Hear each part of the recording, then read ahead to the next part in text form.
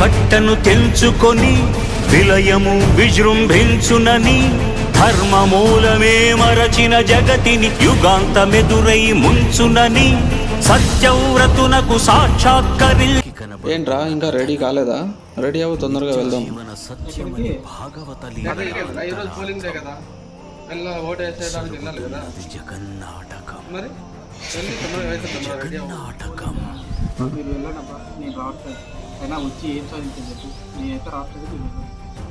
అలా అంటావేంట్రా?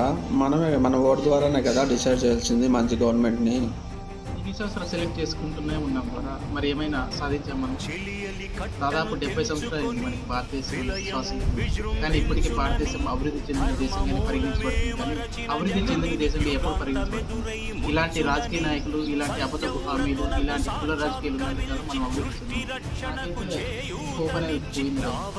ఈ దేశాన్ని, ఈ రాష్ట్రాన్ని ఎవరు నువ్వు చెప్పింది నిజమేరా, కానీ నీ ఓటును నువ్వు యూజ్ చేసుకుంటేనే కదా నువ్వు రేపు వాళ్ళని క్వశ్చన్ చేయడానికి, ఏమన్నా అడగడానికి ఛాన్స్ ఉంటుంది. అంతేగాని ఓటేను అదేను ఇదని ఉంటావని సరిపోవు కదా. వేయాలి, మంచి గవర్నమెంట్ సెలెక్ట్ చేయాలి. అదే మన భారతీయునిగా, పౌరునిగా, సిటిజన్గా మనకు అర్హత అది. సో వేసి వద్దాం రా ఓటు. ఎందుకని నాకైతే ఇప్పటికీ నమ్మకం లేదు, బట్ నేను చెప్తున్నా కాబట్టి వస్తుంది. ఉనికిని నిలిపే ఇలను కడలిలో కలుపగలురికే ఉన్మాదమ్మును కరాళ దంష్టుల గుళ్ళగించి ఈ ధరాతలమ్మును ఉద్ధరించగల ధీరోద్ధతిరణ హుంకారం ఆదివరాహపు ఆకారం.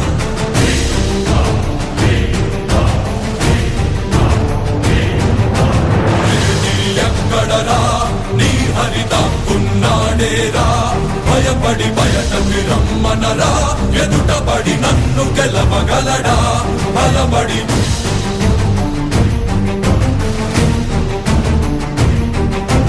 నువ్వు నిలిచిన ఈ నేలని అడుగు, నాడుల జీవజలమ్ముని అడుగు, నీ నెత్తుని వెచ్చదనాన్నడుగు, నీ ఊపిరిలో గాలిని అడుగు. Please catch your vote for democracy, vote for development.